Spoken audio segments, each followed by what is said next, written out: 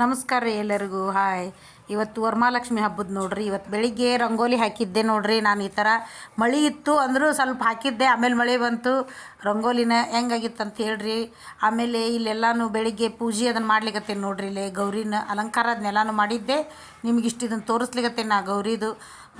ಇಲ್ಲೇ ನಾವು ಇವತ್ತು ಶುಕ್ರವಾರ ಅಂತಂದಾಗ ನಾವು ಮಾಡಿದಾಗ ಇಲ್ಲಿ ಕಿತ್ತೂರು ದುರ್ಗವ್ವನ ಹೆಸರಲ್ಲೇ ನಾವು ಮಾಡಿರ್ತೀವಿ ರೀ. ಆಮೇಲೆ ಬಾಜುಕ ಒಂದು ದೀಪಾರಾಧನೆ ನಾನು ಮಾಡ್ಕೋತ ಬಂದಿದ್ದೆ. ನನಗೆ ಅದನ್ನು ಒಂದು ವಾರ ನಾ ಮಾಡಿದ್ದು, ನನಗಂತೂ ಚಲೋ ಹಾಕೋತ ಬಂದ. ನಾನು ಒಂದು 20 ವರ್ಷ ಆತ್ರಿ ಅದನ್ನು ಮಾಡ್ಲಿಕ್ಕತ್ತು.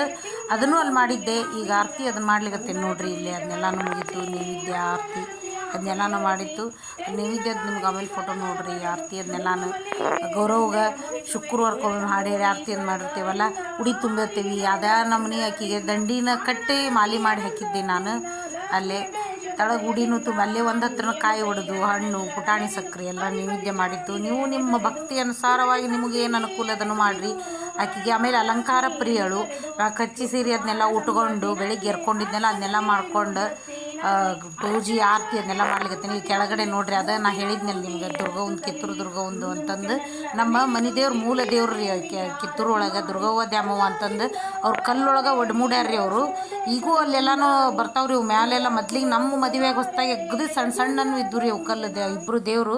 ಈಗೆಲ್ಲ ಎತ್ತರವ ನೋಡ್ರಿ. ಇದು ನಂದು ಪೂಜೆದು ವಿಡಿಯೋ ನೋಡ್ರಿ. ಈ ಥರ ಅಲಂಕಾರ ಎಲ್ಲ ಮಾಡಿದ್ದೆ.